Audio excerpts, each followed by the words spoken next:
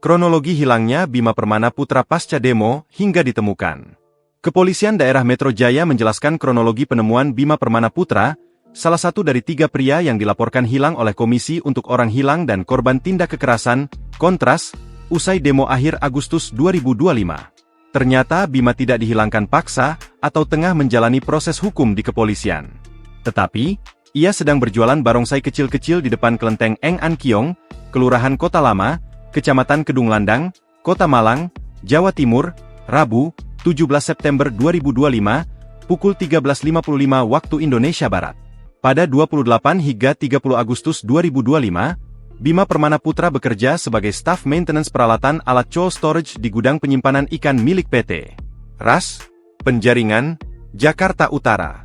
Selama periode ini, yang bersangkutan tinggal di mes perusahaan, kata Kabid Humas Polda Metro Jaya Brigadir Jenderal Pol Ade Arisham Indradi saat dikonfirmasi, Rabu, 17 September 2025. Pada 1 September 2025, Bima Permana Putra berkendara menggunakan sepeda motor Honda Aerox dari Jakarta ke Tegal, Jawa Tengah.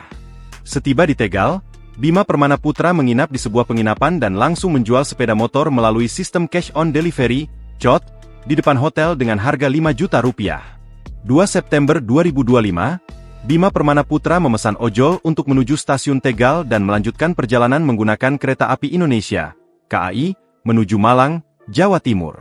Sesampainya di Malang, Bima Permana Putra beristirahat di pom bensin Mergosono. Ia pun memesan kamar selama 2 malam di Hotel Java Boutique melalui aplikasi Traveloka. Setelah check out dari hotel pada 5 September 2025, Bima Permana Putra pergi ke kelenteng Eng An Kiong, Kota Lama, Kedung Landang, Kota Malang, Jawa Timur. Yang bersangkutan mulai berjualan barongsai yang dibelinya dari akun TikTok Shop seharga Rp400.000, ungkap Ade Ari. 5-16 September 2025, Bima Permana Putra terus melakukan kegiatan berjualan di kelenteng Eng An Kiong. Untuk beristirahat, ia selalu kembali ke pom bensin Mergosono. Bima Permana Putra ditemukan oleh anggota Subdit Resmob Polda Metro Jaya di depan kelenteng Eng An Kiong pada 17 September 2025. Download Tribun X sekarang, menghadirkan lokal menjadi Indonesia.